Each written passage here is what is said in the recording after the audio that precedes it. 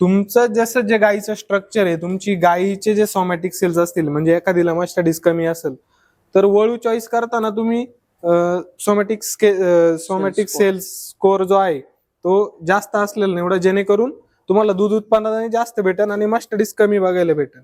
आणि ज्या गायांना मस्टडीज हा थोडासा जास्त प्रमाणात असेल तिथं तुम्ही जे वळू आहे ते सोमॅटिक सेल्स कमी असलेला निवडा, जेणेकरून तिथे तुम्हाला दूध तर भेटेल पण मस्टडीजचं प्रमाण हे कमी Control झालेलं मध्ये राहील. दिसेल. आणि आता तुम्ही बघू शकता सर, ही माझ्या अंदाजे ही पायपरची पायपरची कालवड आहे. पायपरची कालवड आहे. तर ही आत्ता 11 महिन्याची झालेली आहे. हम्म. 11 महिन्याची झालेली, तिने 2दा माच पण केलाय. म्हणजे नुसती कालवड झाली आणि मग सांभाळायची म्हणून सांभाळली, या पण गोष्टी झाल्या नाही पाहिजे. तिला प्रॉपर तुम्ही दूध वगैरे पाजलं पाहिजे, प्रॉपर सगळ्या गोष्टी दिल्या पाहिजे, तर तुमची गोठ्याची आणि दूध उत्पादनाची ग्रोथ होणार आहे. तर तुम्ही जे आज सरांनी तुम्हाला जे मार्गदर्शन केलं यावर तुम्ही नक्कीच थोडाफार विचार करावा. आणि इनब्रीडिंग कोणी करू नका, नक्कीच क्रॉस ब्रीडिंग होईल या दृष्टीने विचार करा.